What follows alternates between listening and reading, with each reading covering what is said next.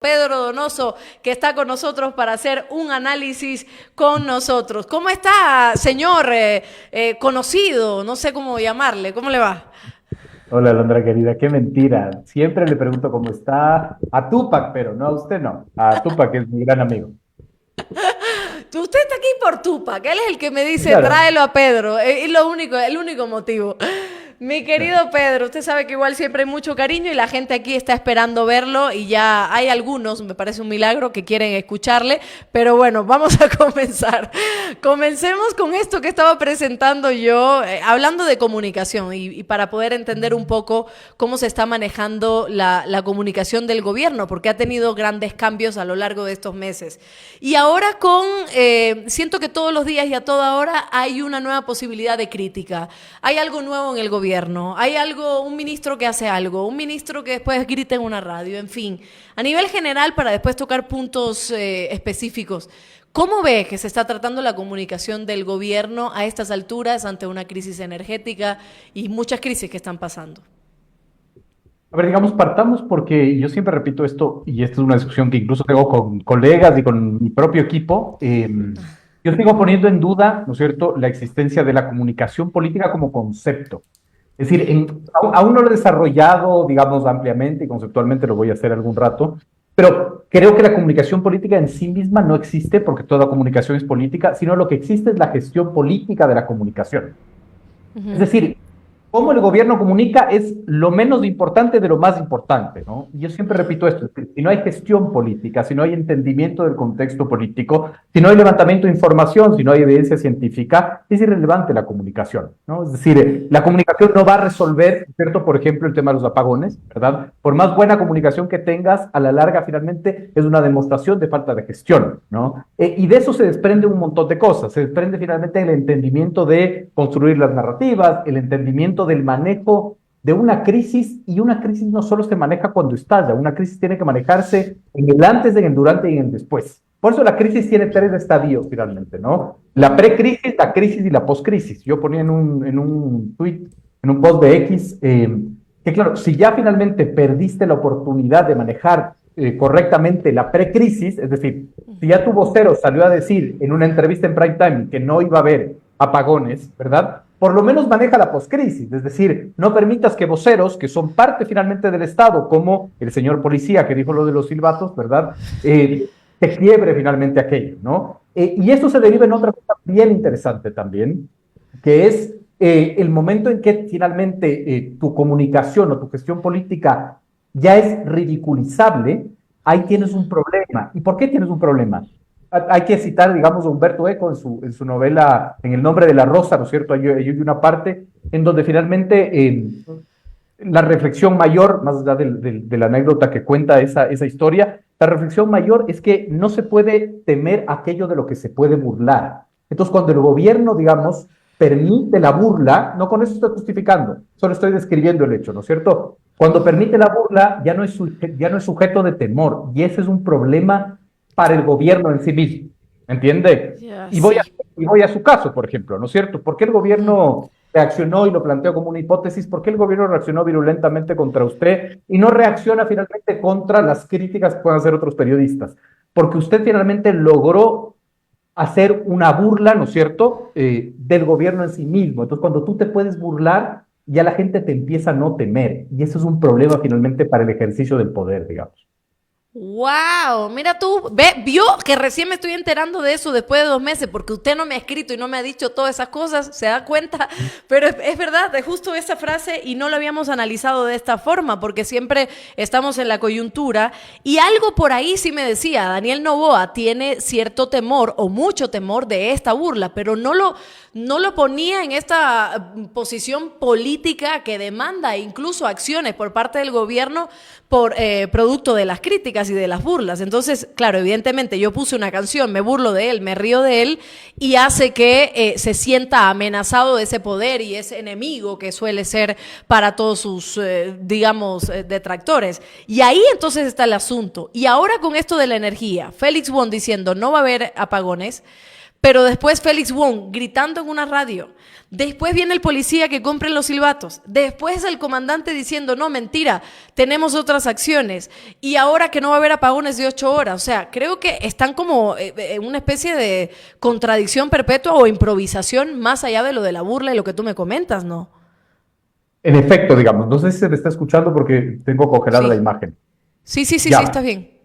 Digamos, en efecto, cuando tú ya tienes un estallido de una crisis, ¿verdad? Y cuando la gestión política falló y la gestión, digamos, técnica falló, ¿verdad? Claro, hay dos caminos, ¿no es cierto? El poder enfrentar, digamos, esa crisis desde una gestión política, desde una estrategia política, desde una estrategia de administración de crisis en sí mismo, ¿verdad? O no tomar el control finalmente de aquella crisis y sucede lo que sucede, ¿no? Es decir, hay desorden en las vocerías, no hay entendimiento, digamos, del problema real, ¿no? Ya sucedió en abril con los apagones, digamos, ¿no? Es decir, ya sucedió en abril en un país en donde la impunidad social es el pan de cada día, finalmente, ¿no? En donde un secretario de comunicación salió a mentir en televisión abierta, a decir que alguien abrió las compuertas de una hidroeléctrica, ¿verdad? Y no sucedió nada, ¿no? Entonces, digamos, se va repitiendo el ciclo, ¿no? ¿Cómo, digamos, se enfrenta esta crisis? ¿Cuáles son sus efectos, digamos, en el escenario político? Eso hay que medirlo, digamos, ¿no? Es decir, de todas maneras falta muchísimo para el 9 de febrero, todo puede suceder en este país. Entonces, claro, por lo pronto, digamos, se puede dilucidar, y esto habrá que comprobarlo con evidencia y con estudios cuantitativos, se podría evidenciar, digamos, un desgaste real de un problema, además que el gobierno generó una expectativa, y esa expectativa fue con la ley con la ley eléctrica no iba a haber apagones, digamos, ¿no? Generar una expectativa de algo que no puedes controlar y finalmente te estalló en la cara. Ahora, Pedro, este desgaste es el que vemos nosotros en Twitter o en otras plataformas, ¿o es un desgaste que se puede medir? ¿En qué sentido? Nos pasamos todo el tiempo en Twitter. O sea, nosotros y algunos miden lo que está pasando en Ecuador y la coyuntura a través de las redes sociales. Quién critica, quién comenta, no sé qué, los medios de comunicación, como hoy decía Félix Wong, los que ven YouTube, los que ven Spotify y no sé qué. Pero ese desgaste sí se nota afuera, o sea, la gente sí le llega a estas medidas que está tomando el gobierno, esta improvisación, este desorden de vocería, más allá de Twitter. O sea, técnicamente, digamos, las redes sociales no son una materia prima para medir absolutamente nada. Puedes medir la escucha social, yo soy súper crítico a aquello, no sé qué es la escucha social. Digamos, bueno, tienes unas metodologías. Yo soy más tradicional de lo cuantitativo y lo cualitativo. Es decir, lo que nos tiene que decir que hay desgaste o no son encuestas finalmente o estudios cualitativos de medición de popularidad. Por lo pronto creería que en efecto va a haber, digamos, un desgaste. No tengo acceso evidentemente a encuestas porque los apagones sucedieron esta semana. Seguramente se la tendrá a finales de la semana o la próxima semana, pero yo creo que en efecto, digamos, creo que podría tener un golpe reputacional político el gobierno. Hay que ver en qué medida, porque si regresamos a ver en abril, ¿no es cierto? El gobierno nos dejó sin luz durante 8 horas en una semana electoral, ¿no es cierto?, por la consulta popular, y a la larga no hubo mella finalmente, es decir, no hubo ningún problema con relación a los resultados. Alguien me puede decir, sí, pero 2 preguntas. Esas 2 preguntas, incluso de las encuestas que yo manejaba, ya iba, digamos, tenía un no, el no ganaba en esas encuestas mucho antes de la crisis energética. Entonces, claro, hay que ver finalmente si es que hay un desgaste y en qué medida ese desgaste se mantiene, de qué porcentaje y de qué grado estamos hablando, etc. Claro, yo lo menciono justo por eso, ¿no? Porque yo no sé cuál es la metodología de ciertos o analistas o comunicadores o, en fin, estrategas para poder medir esta voz o el eco que produce todas estas decisiones del gobierno. Porque a mí me llegan comentarios de que no, pero Noboa tiene aceptación porque vi un Twitter o porque vi un TikTok de alguien. U otros me dicen, Noboa tiene negatividad y está perdiendo credibilidad porque vi otra cosa. Entonces, es muy difícil y sobre todo se lo explico a mi audiencia que también hay este cerco, ¿no? Que tenemos nosotros, ¿cómo es que se llama? ¿A ustedes les encanta ese? Ajá, sí, ese sesgo de confirmación que tenemos nosotros. Yo lo sigo a ustedes, lo sigo al otro. Bueno, ellos dicen que Noboa está perdiendo credibilidad, por ende Noboa está perdiendo credibilidad. Y hay que ver otras cosas. Y ahora, más allá de la comunicación, más allá de todas estas estrategias y visualizaciones y mediciones, ¿qué más crees que tiene ahora, en este momento, ante una campaña 2025, el gobierno para para vender, para recuperar cierta imagen que está perdiendo, sí, con todos estos desaciertos. Y te pongo un ejemplo, la base de Manta, esto que lanzó de repente con los apagones, ¿eso puede ser un factor que puede equilibrar lo que está sucediendo? No lo sé, digamos, necesito tener evidencia científica para poder responder esa pregunta y tener, digamos, argumentos para hacerlo. Y esta reflexión nos lleva a entender la tragedia que estamos viviendo como sociedad y como país. Y yo lo ponía, digamos, en un post de X y yo decía, lamentablemente, finalmente, los llamados a decirnos, ¿verdad? Si la base de Manta o establecer bases militares en el Ecuador ayudaría a reducir la violencia y las muertes violentas del narcotráfico, etcétera. Quienes tendrían que decirnos de eso son los actores que están aislados de la discusión política electoral, por ejemplo, la academia, ¿no? Es decir, porque si no, de repente tienes unos argumentos de gente que no está capacitada. Yo no estoy capacitado para decir si está bien que haya una base extranjera en el Ecuador o no. No tengo la capacidad para determinar, porque no he estudiado eso, porque no es mi expertise, entonces no puedo opinar. Pero aquí necesitamos, por ejemplo, la academia que nos diga o que genere un debate, ¿verdad? En donde haya estudiosos, investigadores que digan, esta es la realidad, estas son las cifras de por qué debería haber una base, estas son las cifras de por qué no debería haber una base, porque si no empiezan, digamos, a funcionar lo que usted muy bien dice, varios sesgos. El sesgo de disponibilidad, por ejemplo, que es concluir con base a lo que yo tengo disponible. Entonces, por ejemplo, varias personas me han respondido a ese post de X en donde decían, regresa a ver las muertes violentas. Fuera de la base de Manta, las muertes violentas cayeron. Sí, pero no es el único indicador, digamos, ¿no? Es decir, hay otros indicadores. Lo que estoy diciendo es que finalmente se necesita en el Ecuador crear ecosistemas de debates por fuera de los interesados. Es decir, yo no necesito que el correísmo me diga que sí o que no, y que el anticorreísmo me diga que sí o que no. Yo necesito evidencia de gente que ha estudiado los fenómenos. Y esa es la tragedia en este país, que finalmente no sabemos a quién escuchar.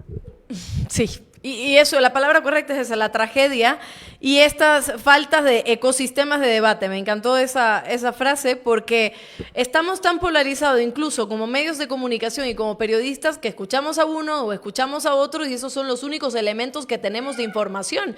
Pero claro, si me viene una cadena... Espera un momentito. Venga, cabrón, que está que jode, porque quiere salir en pantalla. Ya la vio qué cosa más linda tengo y muy relajosa.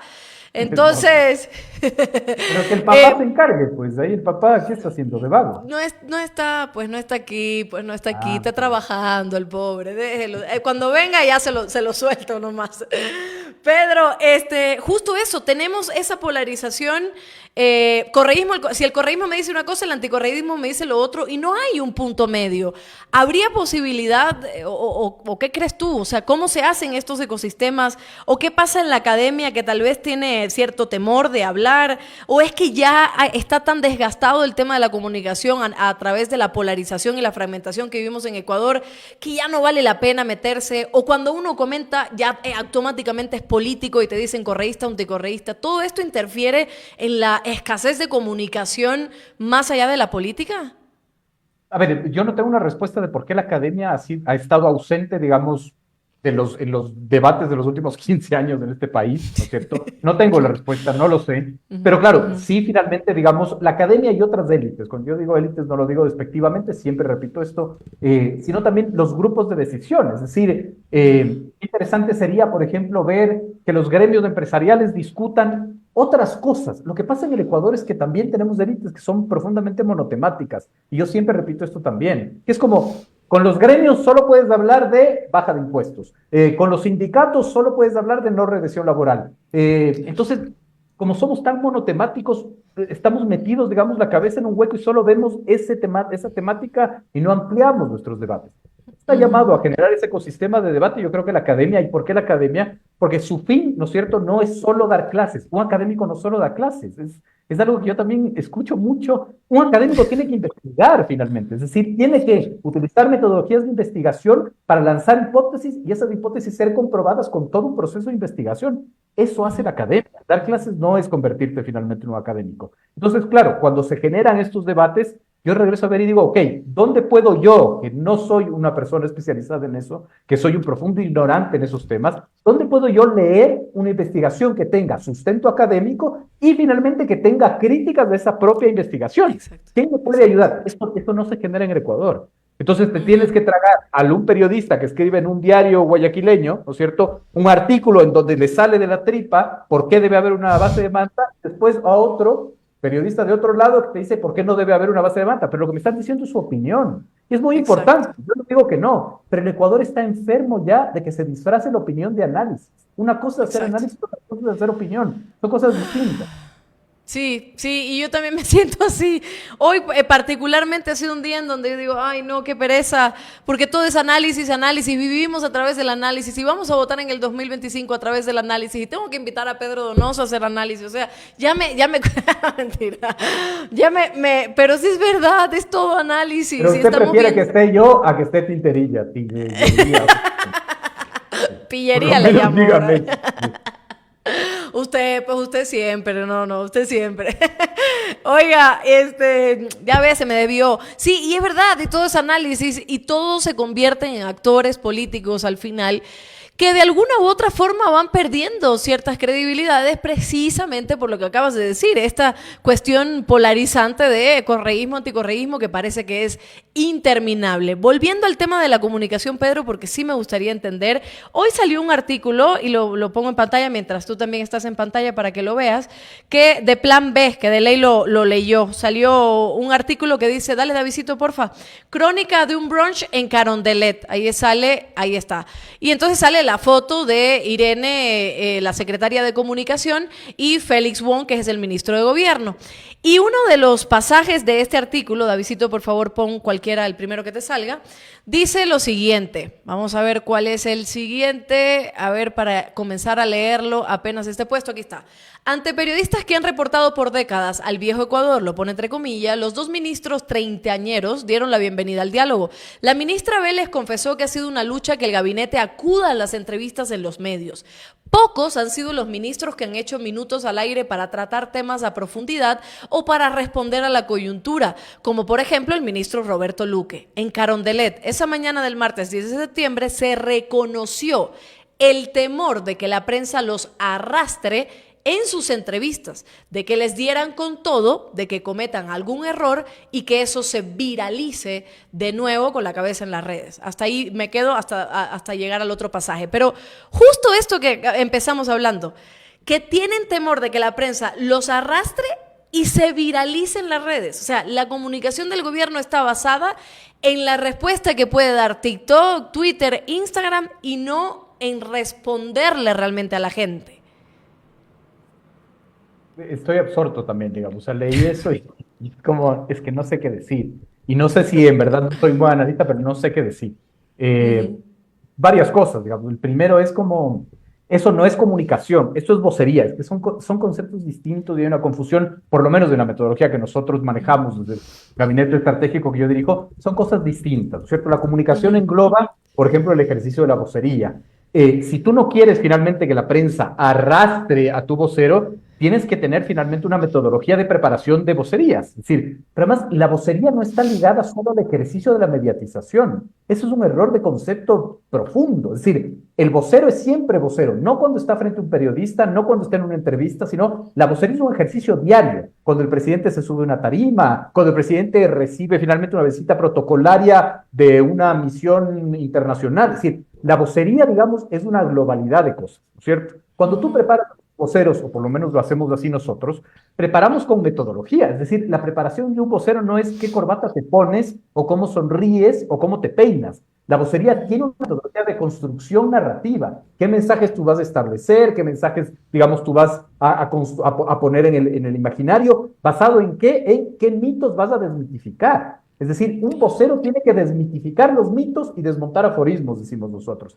Ese es el ejercicio de la vocería. Si el temor de la secretaria de Comunicación o de quien sea es que la prensa arrastre a su vocero, en otras palabras está diciendo, yo hago tan mal mi trabajo que me da miedo enviar a mis voceros. Es que no entiendo de otra manera, digamos, ¿no? Pero claro, lo que se ha develado en ese reportaje es finalmente bastante sorprendente.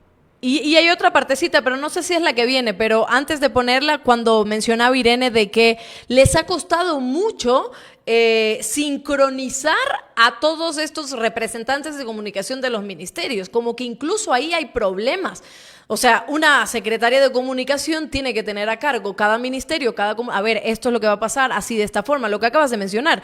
Pero ella misma en el reportaje que publica Plan B, incluso dice que ha habido estos problemas. Y hay otro fragmento que también ha dejado preocupados a muchos colegas. Por ejemplo, este de acá. La comunicación estratégica del gobierno tiene problemas. Eso lo reconocieron los dos jóvenes ministros, los pone de nuevo. Los directores de comunicación, ahí está, de los ministerios, empresas públicas e instituciones, no están en la línea que se dicta en Carondelet. O peor, arman su propia agenda. Esto a mí me dejó loco. O sea, nunca he visto un nivel de desorganización de este tipo, pero bueno. No se sintonizan con la secretaría, no responden a las solicitudes de información o entrevistas de sus respectivos ministerios e instituciones. Un problema no menor que reconoce la secretaria Vélez. Ella reitera que lo que no se verá en este gobierno es, y me río, persecución a los medios, y luego suelta una frase: lo máximo que podemos hacer es no invertir en los medios que nos dan palo todos los días. Pedro, así como tú, yo digo, primero, gracias Irene Vélez por la honestidad, porque al final no maquilló nada. O sea, efectivamente esa es la forma en que nosotros vemos cómo se está dando la comunicación y las vocerías. Pero esta última frase, o sea, lo máximo que podemos hacer es no invertir. O sea, no damos pauta, pero mientras tanto está dando pauta para nivelar la crítica. O sea, es lo que se me viene a la mente, Pedro. Es que sí, es que yo también estoy completamente absorto, pero a ver, varias reflexiones, ¿no es cierto? La primera, yo creería que este encuentro con editores de los medios de comunicación, en teoría debe haber sido off the record, y seguramente así lo fue, y no sé si Plan B rompió ese pacto, digamos, ¿no? Y ahí sí creo que hay como una reflexión de rompieron y violaron finalmente una regla que hay reuniones on the record y hay reuniones on the record. No es la primera vez que se hace, ¿verdad? Es bastante común aquello, ¿no? Uh-huh. Lo segundo, digamos, y quizás aquí voy a defender a la secretaria de Comunicación, a quien no conozco, pero ese siempre ha sido un problema, no siempre, pero eso ha sido un problema lo que yo puedo entender en la comunicación gubernamental, por ejemplo, el gobierno de Guillermo Lasso, con quien finalmente, digamos, con los secretarios de comunicación, algunos conozco y soy amigo, en donde finalmente sí te planteaban aquello. Entonces, yo creo que hay parte también por reflexionar cómo está estructurada la Secretaría de Comunicación de un gobierno. Quizás esto es un poco aburrido y es más anecdótico, pero me parece que es mucho más importante, otra vez, entender a la gestión política de la comunicación, no a la comunicación en sí mismo, digamos, ¿no es cierto? Es decir, el error que comete Vélez a decir lo que está diciendo es un error de vocería en sí mismo. Ya estás cometiendo un error porque crees que no estás ejerciendo la vocería. Estás ejerciendo la vocería. Tú dices, pero no es una entrevista. Pero no importa, porque la vocería no está atada al ejercicio solo mediático, solo la mediatización. No, la vocería es siempre vocería finalmente, ¿no? Y con ustedes los periodistas, nunca hay off the record. Eso siempre, digamos, le repito yo a mis propios clientes y me repite en mi equipo incluso, que son periodistas finalmente, ¿no? Entonces, la construcción de la estructura de la Secretaría de Comunicación es algo que se tiene que debatir también internamente y estratégicamente. Es decir, en mi criterio, todos los DIRCOMs de los ministerios deberían ser designados por la Secretaría de Comunicación, en mi criterio. Para que haya un orden, para que haya una estrategia, para que estén alineados. Yo finalmente creo que ese sí puede ser un problema, ¿verdad? Pero ahí vienen otro tipo de problemas, es decir, quizás el ministro se siente más cómodo teniendo personas de confianza que él designe, que no vengan de la SECOM, etcétera, ¿no? Pero la Secretaría de Comunicación va más allá finalmente, entonces no solo son DIRCOMs. Para mí la Secretaría de Comunicación debería tener 3 ámbitos de acción, ¿no es cierto? La primera, el levantamiento de información cuantitativo y cualitativo, ¿no es cierto? Eso debería encargarse la Secretaría de Comunicación. La segunda, la construcción de estrategias de administración de crisis. Y la tercera, finalmente, ya la comunicación y la mediatización finalmente en específico, ¿no? Creo que esas deberían ser las 3 áreas. Pero lamentablemente muchas veces se cree que la Secretaría de Comunicación solo es redes sociales y medios, digamos, ¿no? Claro, totalmente. Y ahora esa última parte donde habla de que no va a perseguir a los medios, teniendo en cuenta, olvídense de mi caso, porque es una cosa también que tienen otros componentes, pero el caso, por ejemplo, de los irreverentes o de el Félix Wong llamando a gritar a una radio y después está Irene, Félix Wong y el ministro de Energía sentados en esta misma radio haciendo un enlace de 80 medios, en fin. O sea, esa parte, ese componente, lo máximo que podemos hacer es no darles plata. Ahí hay un condicionamiento cuando la pauta no debe ser demonizada porque al final hace falta, o sea, y sobre todo para medios, radios, para medios digitales y todo lo demás. Pero hay un componente no sé si la palabra es amenazante, pero condicionante de, ok, no te voy a pautar, pero mientras tanto si te pauto, bájale la parada. No sé si ya va por ahí. Pero además, digamos, el uso del lenguaje es súper importante y el uso de los conceptos es súper importante. Si usted lee lo que dice la secretaria, ella dice invertir. El verbo es invertir. Cuando yo invierto, espero, ¿no es cierto?, una devolución en algo. ¿Qué devolución están esperando finalmente los medios de comunicación en los que invierten? Silencio, que no haya críticas finalmente. Entonces, en esa nota, incluso ahí se señala, por ejemplo, se señala al periodista Carlos Rojas de Coavisa, en el que él fue muy crítico, ¿no es cierto? Él fue muy crítico y le reclamó finalmente y les dijo, bueno, sus ministros nunca aceptan ir. Y uno de los funcionarios públicos que estuvo en esa reunión le dijo, bueno, pero es que Coavisa también tiene entre ceja y ceja al gobierno. Pero eso es del rol de Coavisa y del resto de medios, digamos. O sea, no entiendo. Entonces, no entiendo la función de la reunión, no entiendo cómo esto se puede hacer público, y finalmente que se haga público puede haber una responsabilidad del medio, no tengo esos detalles, pero también hay una responsabilidad de los funcionarios públicos que no cuidaron lo que tenían que decir, diría yo. Sí, esa parte de Carlos Rojas la leí porque es verdad, en algunos casos, al inicio sí iba, o sea, hasta Daniel Noboa fue a Ecuavisa, pero después ya se fueron incrementando un poco las críticas, podemos estar de acuerdo o no, pero que hay unas críticas que sí, a veces son bastante coherentes con respecto al gobierno y ya no van.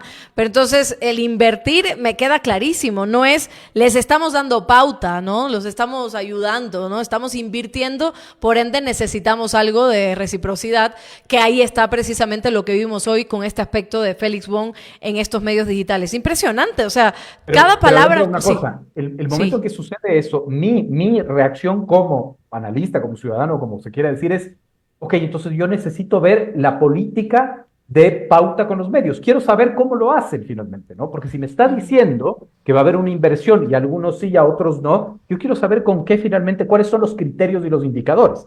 Si el indicador es que no me critiquen, bueno, transparéntelo, está bien. Con eso usted va a ser criticado finalmente, porque no creo que así se debe manejar la política, digamos, de pautaje finalmente con los medios de comunicación.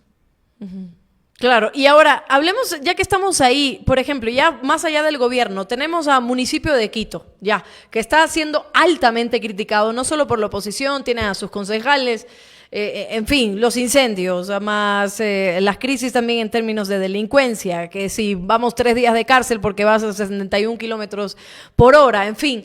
Esa comunicación yo también la he criticado, pero desde un aspecto, digamos, netamente periodístico, porque yo me encargo también de ver lo que está sucediendo en redes sociales y replicarlo a la gente. ¿Cómo crees que debería ser una comunicación o una gestión de comunicación, como dices tú, efectiva o una vocería efectiva para que precisamente la narrativa no esté dominada por la oposición? Yo lo que estoy viendo en muchos alcaldías o en muchas prefecturas, incluso es el gobierno, que es una respuesta a la oposición, más no imponiendo criterios o imponiendo discursos. Que hay una crisis también en términos de comunicación en estos aspectos, ¿no? Otra vez, yo no creo que es una crisis de comunicación. Pongamos el ejemplo de la alcaldía de Quito, digamos, ¿no? Ahí no hay una crisis de comunicación. Todo el mundo ha dicho, es que la comunicación del alcalde es pésima. No, la gestión política del alcalde es pésima. Es decir, si tú sabías que había una contratación de vehículos en un momento de crisis, ¿vale la pena finalmente seguir con ese contrato? Ok, si alguien me dice técnicamente no podía el alcalde, no sé, pues terminar ese contrato, etcétera, anúncialo. Es decir, anuncia antes para que la administración de la crisis finalmente no sea tan evidente. ¿Qué pasó con lo de las alarmas comunitarias en las casas de los concejales? Es decir, yo estoy muy sorprendido, ¿no es cierto?, de la gestión política de, digamos, las crisis de la alcaldía del municipio de Quito, ¿no? No creo que es un tema de comunicación, no lo vas a resolver comunicación, lo vas a resolver con estrategia política, digamos, con estrategia política de entender la precrisis, la crisis y la poscrisis, ¿no? Sí, eso alguien me lo había comentado, no en vivo y en directo, off the record, me había dicho justo eso, que la gestión política del alcalde también, o sea, ¿qué se comunica cuando también la gestión ha sido un poco, por decir algo, pobre, pero lo otro es que no se anticipa. O sea, ya vivimos en un Ecuador que evidentemente la prensa juega uno de los principales papeles importantísimos para generar narrativas a posterior, y después, ¿cómo no te adelantas? O sea, ¿cómo no te puedes adelantar a lo que puede suceder? Y ahí está el problema. Sigamos aquí, tenemos muchos conectados. Mira tú, yo pensando que no, pero la gente sí lo quiere, Pedrito. Así que vamos a pedir... Tengo mi granja de troles Sí. contratada. Vamos a pedir a la gente que ponga like, que se suscriba, que sea parte de las membresías y que aporte también en el super chat. Seguimos hablando para aprovecharte, porque de aquí no nos vemos en 3 meses más, pero el tema de la campaña, ya estamos en campaña. O sea, es evidente que estamos en campaña, no lo ha determinado el CNE oficialmente, pero lo estamos. No hay que ser ni ciegos ni hacernos los locos. ¿Cómo está viendo? Yo, por ejemplo, he visto en cuanto a la RC, un Andrés Arauz que por ahí tuitea, una Luisa que no está presente todavía ni siquiera en los medios, que está cicleando, que le responde con otras formas a los troles. De ahí veo un Jan Topi que hoy sacó estás cabreado, yo también.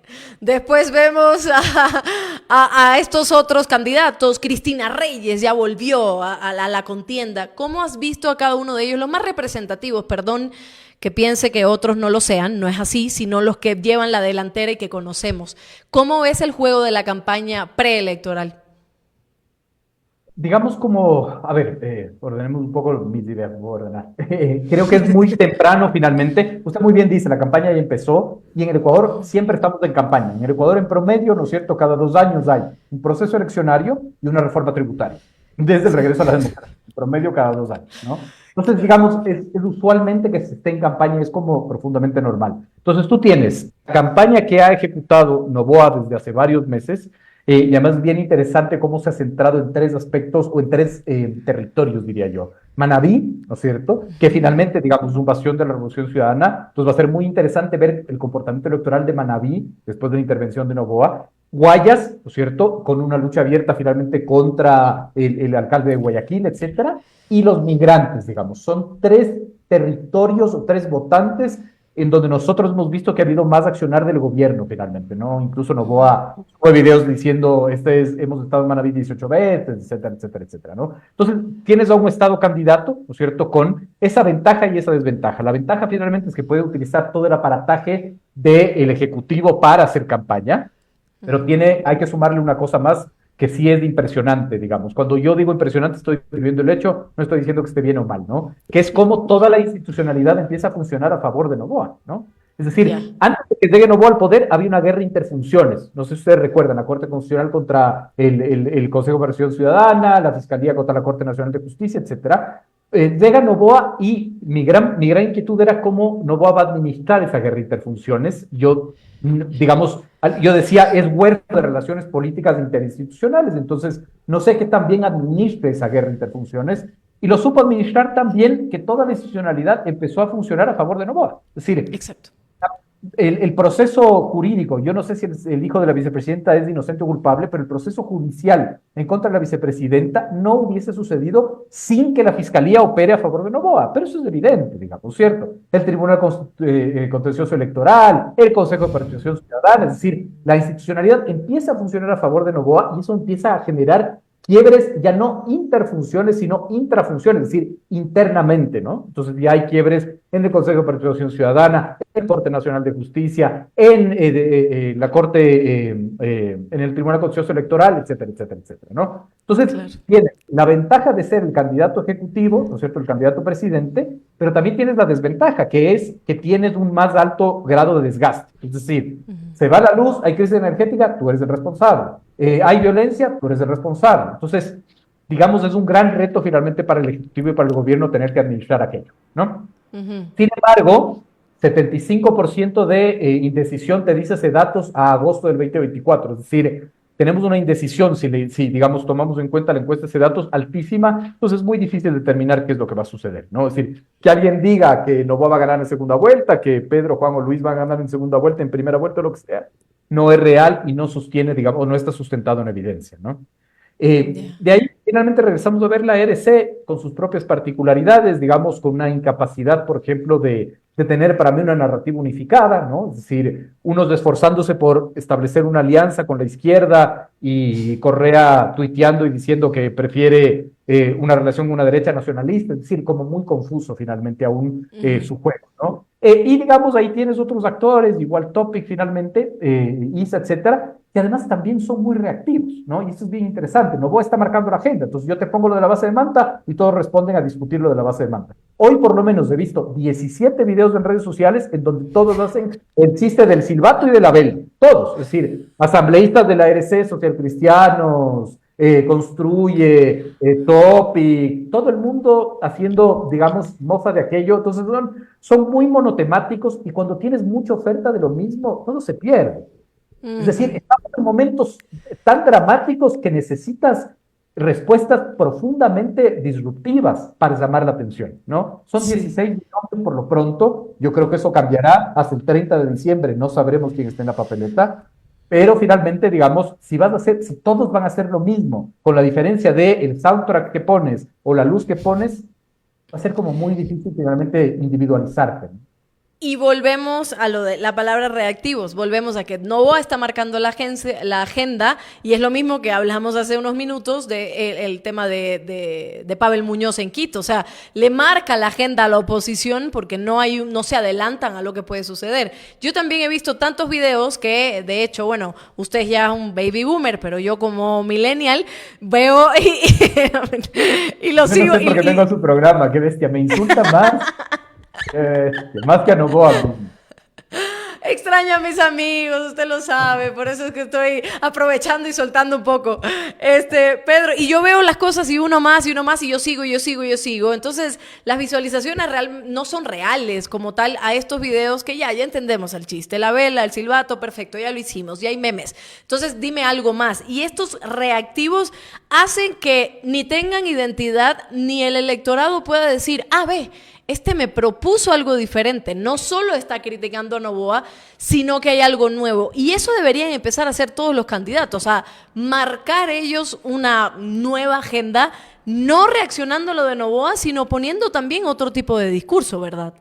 Usted acaba de dar en el clavo, digamos, ¿no es cierto? Que es la palabra de identidad, ¿no es cierto? Es decir, en este mar de angustia, ¿no es cierto? Cuando tenemos un pesimismo que va creciendo, el Perfiles de Opinión te planteaba a finales de julio, principios de agosto, casi en un 75% de pesimismo, ¿no es cierto? Es decir, de personas que dicen que el Ecuador va por mal camino. Si finalmente tienes lo más de lo mismo, ¿no es cierto? Y un pesimismo galopante, es muy difícil, ¿no es cierto?, que yo pueda identificar. Y la identificación está basada con la identidad. Usted muy bien lo dice, digamos, ¿no es cierto? Nosotros en el gabinete estratégico que yo dirijo tenemos una ecuación para construir identidad, ¿no? Que es cuáles son mis atributos, más cuáles son mis rasgos diferenciales, ¿verdad? Más lo que yo soy, más lo que yo no soy, ¿no es cierto? Más bien menos lo que yo no soy, más lo que esperan de mí y más lo que yo puedo ofertar finalmente, ¿no? Es decir, es toda una ecuación de construcción identitaria. Pero tú tienes, digamos, una identidad difusa, que yo no sé en dónde encasillarte, ¿no es cierto? Que además te presentas con una identidad y te lanzas a la candidatura con un movimiento que es contrario a lo que tú dices, digamos, como identidad, ¿no es cierto? Tú dices que eres liberal, digamos, clásico, y el movimiento que te auspicia es Avanza, que es socialdemócrata. Entonces, ahí tienes una mezcolanza identitaria. Pero esto es más grave de lo que aparenta, porque todo el mundo me dice, bueno, pero no es tan importante. Es profundamente importante porque cuando tú llegas, ¿no es cierto?, a un puesto de poder, ¿verdad?, se genera ingobernabilidad. ¿Por qué? Porque ahí tienes que aplicar la ideología. La ideología está más viva que nunca. La ideología son los cómo yo resuelvo los problemas, ¿verdad? Es decir, Guillermo Lazo, Lenín Moreno y Rafael Correa, me imagino que los tres quieran acabar con la violencia en el Ecuador. La discusión y la diferencia entre los tres es del cómo, ¿no es cierto? El uno cree más del Estado, el otro cree menos del Estado, etcétera, etcétera, etcétera. Si a mí me auspicia un movimiento que piensa todo lo contrario de lo que yo pienso, cuando yo llegue al poder, yo voy a querer tomar el camino X, pero mi movimiento va a querer tomar el camino Y ese movimiento tiene asambleístas. Por lo tanto, va a haber un quiebre en la gobernabilidad. Por eso es importante que haya, digamos, una sindéresis entre el candidato, la ideología y el movimiento. Mire qué pasa con las alianzas. Esto es bien interesante, ¿no? Por ejemplo, la candidata de Sociedad Patriótica decía, nosotros no haremos alianzas, tengo que encontrar esta parte en mi anotación, no haremos alianzas con el Partido Social Cristiano ni con la Revolución Ciudadana, decía ella finalmente, ¿no es cierto? Y su movimiento hizo una alianza en una provincia amazónica, me parece, por aquí lo tengo, bueno, me parece que es Morona Santiago, capaz que me equivoco, ¿no es cierto? Y la alianza en esa provincia es Partido Sociedad Patriótica, Partido Social Cristiano, Movimiento Amigo. Hay otra provincia, por ejemplo, en donde hay una alianza Partido Social Cristiano, creo, pero no habían roto finalmente en el 2021. Sí, y el problema, digamos, de la institucionalidad y del sistema es ese, que las alianzas se hacen a nivel nacional y también a nivel provincial, y eso es una locura. Porque después, cuando gane ese asambleísta, auspiciado por Sociedad Patriótica, Partido Social Cristiano y Amigo, cuando necesite legislar y fiscalizar, ¿a quién va a hacer caso? ¿Al Partido Social Cristiano, al Partido Social Patriótica o al Partido Amigo? ¿No? Entonces, ahí vienen, digamos, los procesos y los problemas de gobernabilidad. Ahí sí podemos decir que desde hace mucho estamos sí viviendo una crisis de partidos. Lo vimos en el 2023, cuando también lo mismo pasaba ahora, o sea, como estos candidatos con partidos de alquiler o partidos con candidatos de alquiler, que tú le preguntabas probablemente cuál era los códigos deontológicos del partido y probablemente no tenían la menor idea. Y hay, por ejemplo, a ver, Pedro Freile, que me cae muy bien y todo, pero bueno, estuvo en un partido socialista, cuando es un tipo que hasta firma la Carta de Madrid y que tiene unos conceptos de derecha y liberales que no tienen nada que ver con el Partido Socialista. Y lo mismo estamos viviendo en este momento. O sea, no ha habido un progreso, no ha habido un debate, o sea, simplemente sigue habiendo esta crisis de partidos que son de alquiler más como para seguir estando en la contienda electoral. No, sin duda, digamos. Entonces, no hay esta obligatoriedad, esta estructura jurídica que obliga a los candidatos, ¿no es cierto? Como sucedió, digamos, en el proceso ciudadano de obligarles a debatir, por ejemplo. Es decir, hace 3 o 4 años hubo un proceso ciudadano de varias ONGs en donde lograron instaurar reformas del Código de la Democracia en donde ya les obligaron a debatir, porque antes los candidatos no debatían finalmente, ¿no? Era optativo, y eso es una locura, ¿no? Entonces sí, en efecto, digamos, el problema es que no hay esta relación militante ideológica política entre el candidato del movimiento y una persona amanece con su legítimo derecho de ser candidato y dice, yo amanecí con ganas de ser candidato, voy a buscar el movimiento que me auspicie. Y eso en sí mismo, digamos, es incongruente y provoca estos procesos de gobernabilidad que son sumamente graves, ¿no? ¿Y crees que por eso también, más allá de lo que pudo haber dicho Correa o el Pedro Granja o quien sea, crees que por eso también la alianza de las izquierdas, si bien fue positivo esa conversación, no llegó a lo que la mayoría esperaba que llegara de alianza, de unión o de un binomio entre las izquierdas, tal vez por esto? Sí, puede ser, digamos, ¿no? Es decir, claro, uno podría determinar que esa puede ser uno de los factores, pero claro, no solo de ese fenómeno, sino del resto de fenómenos, ¿no? Es decir, yo ahorita que pensaba, me acuerdo de esa entrevista que le hizo en un programa a un asambleísta que ganó por Pachacutic en Guayas, ¿no es cierto? El doctor Vanegas, me parece que era. Sí. Y claro, la primera pregunta que le hizo el periodista es, ¿qué significa la palabra Pachacutic? Y él no tenía ni idea. O sea, ni siquiera te estoy pidiendo que me digas, ¿no es cierto?, el precepto ideológico del movimiento, ¿no? Pues claro, tienes, digamos, esa profundización. No sé si esas son las razones de por qué no hubo candidatura única de la izquierda, ¿no es cierto? Creo que se apuntaban otros objetivos, pero también ahí hay unas profundas críticas. Es decir, ¿por qué la izquierda solo se sienta a hablar 2 meses antes de las elecciones?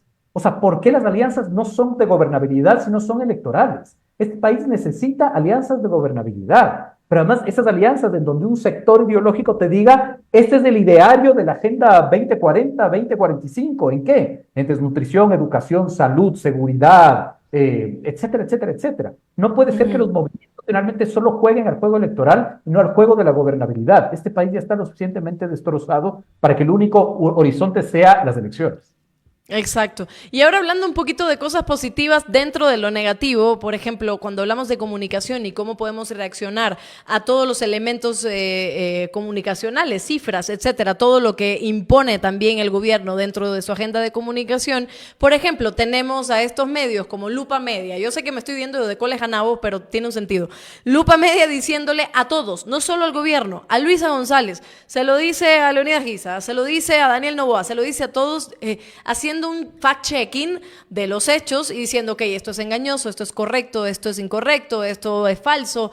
¿Qué tan importante es que existan también estos medios o estas organizaciones o estos procesos de verificación ante la comunicación también institucional. Y pongo un paréntesis, yo vi el debate entre Kamala Harris y Donald Trump, y entre los moderadores, los que hacían también las preguntas, había uno que decía, a ver, Donald Trump, haciendo un fact-checking, esto no es cierto. El alcalde de fulanito de tal dijo que es mentira, Algunos se quejaban, no, porque él no tiene ese papel. Y a mí me pareció brillante que en el siguiente debate haya alguien diciendo, ok, eso es falso, para tener esa posibilidad de no saberlo después y de que ellos no manejen la narrativa, sino en el momento. ¿Qué tan importante es eso, Pedro? No, fundamental, digamos. Yo he estudiado mucho los debates, ha sido particularmente un tema que me ha interesado un montón. Y claro, digamos, esa era una de mis reflexiones, ¿no? Qué interesante hacer un fact-checking en vivo cuando, digamos, se establece este debate, ¿no es cierto? Que es una cosa, ¿no es cierto? Porque es súper importante el trabajo que hace Lupa Media, ¿de acuerdo? Y otros, digamos, medios de comunicación o organizaciones que hacen, digamos, un fact-checking. El problema es que este tiene un límite, es decir, que yo solo puedo fact-chequear los facts, ¿no? Es decir, yo solo puedo determinar aquello, ¿verdad? Solo puedo determinar las cifras, pero claro, entramos en que no hay un ecosistema de debate. El fact-checking debería ser uno de los instrumentos que se tomen para generar, digamos, ese debate, pero no hay el ecosistema del debate. Pero me parece que es fundamental. Por ejemplo, hay una pregunta. ¿A Lupa Media el gobierno le va a financiar o no está dentro de los indicadores? Por ejemplo, es súper interesante, digamos, ¿no? Es decir, Claro. ¿va a invertir en Lupa Media? Yo lo haría, digamos, siendo gobierno yo lo haría, me parece que sería un gran, digamos, una gran herramienta, ¿no? Claro, es fundamental, digamos, los fact-checkings, etcétera, pero también, digamos, se quedan cortos por esto que le estoy planteando, ¿no? Es decir, porque a veces no tenemos, digamos, fuentes de conocimiento, porque no se genera en sí mismo los debates. Entonces, claro, lo único que puede hacer un medio de comunicación que haga fact-checking es fact-chequear lo que alguien dice en entrevistas, finalmente, porque si no hay debates, finalmente no hay que fact-chequear, ¿no? Pero me parece que sería súper interesante el tema de tener un fact-checking en vivo en un debate presidencial. ¡Wow! Me encantaría. Oh, no, ojalá, pero bueno, como el debate presidencial anterior, que en la propia Gisela, la pobre, entendía y no sabía qué estaba pasando, y el Bolívar Armijos también más perdido, y el Andrés Yumblo diciendo qué pasó, me imagino que puede ser complicado un fact-checking en vivo, pero ojalá podemos llegar a eso, porque puede ser muy entretenido, sí. Pero no porque sea complicado hay que dejarlo de hacer, digamos, ¿no? Es Exacto. decir, hay que hacer el esfuerzo digamos, la democracia requiere esfuerzo. La democracia requiere que nosotros invirtamos finalmente, ¿no? Entonces, el problema en este país, ¿cierto? Y esa es mi gran preocupación siempre, es que, claro, se dan los debates, ¿verdad? Y como no entendemos al debate como bien público y como salió feo y porque no nos gustó, etcétera, la clase política aprovecha eso y puede dar de baja la obligatoriedad de debatir. Y nosotros tenemos que salir a defender el debate por más mediocre que sea y por más problemas que tenga. Pero el Ecuador, digamos, es un problema. Yo no sé si usted vio ese debate en Brasil, en donde le cayeron a sillazos a un pobre señor que debatía, sí, ¿verdad? Si eso pasa en el Ecuador, de ley prohibimos los debates y las sillas, porque somos así, porque no entendemos que el problema no está en la herramienta, sino en los comportamientos, y hay que establecer metodologías para mejorar esos comportamientos. Totalmente. Dos cositas más y no jodo más. A ver, primero decirle a la gente que siga aportando, que siga además poniendo los likes y ahí ya les puse cómo es que tienen que poner likes y suscribiéndose. Pedro, vamos un poquitito al tema de cómo se ha manejado a sí mismo el discursito de Noboa versus Abad. O sea, sigue ahí, no cesa, no para. Llega un momento en donde dice, bueno, Abad está tranquila, pum, sumario administrativo. Abad está tranquila, váyase a Turquía y si no se va, entonces la destituyo. Abad está tranquila y el TCE no sé qué. Entonces, y en esa misma entrevista que citábamos hace poco también se habló de Abad, de que se estaba intentando, desde el 10 de septiembre que tuvieron ese acto, que se estaba intentando ver de qué forma en este sumario administrativo y por parte del Ministerio de Trabajo se hiciera algo para destituirla, porque al final Abad para el gobierno es muy incómoda. Pero esta disputa realmente, más allá de Abad versus Noboa, es incómoda para la gente, no incide en absolutamente nada, o es algo que sí, o sea, que puede generar alguito por ahí, pero nada grande o grave. A ver, con relación a la gente habría que medirlo, no he tenido yo acceso, digamos, a esa medición. Yo diría como hipótesis que finalmente la ciudadanía está viviendo unos niveles de violencia impresionantes, ¿no es cierto? La crisis económica está galopante, la crisis energética podría traer también una profundización de la crisis económica. La pelea entre Noboa y Abad debe ser irrelevante para la gente. O sea, si la gente no tiene que comer, en verdad que se peleen finalmente el presidente y la vicepresidenta debe ser profundamente irrelevante. No es Ujú. irrelevante para la institucionalidad, es decir, son cosas distintas, digamos, ¿no? Ya. ¿Y por qué lo digo? Porque finalmente si Noboa logra destituir a la vicepresidenta con el apoyo de toda la institucionalidad, Noboa también está debiendo favores, ¿no? Y eso se va Mm, a extrapolar o se va a traducir al nuevo mandato de Noboa, es decir, esos favores se van a cobrar. Los favores, digamos, en la vida normal, no quiero decir en la política, ujú, la vida normal, se hacen, se pagan finalmente, ¿no? Entonces, ujú. ¿cómo funciona la institucionalidad alrededor de esta, que es una crisis personal del presidente finalmente y que no debería afectar al resto de funcionarios del Estado? Es una gran discusión, pero eso está haciendo que toda la institucionalidad se mueva alrededor de este conflicto, ¿no? Y Ya. finalmente quien gane ese conflicto le va a deber favores a la institucionalidad que después seguramente se van a cobrar y estratégicamente o el presidente o Abad debe estar pensando en aquello.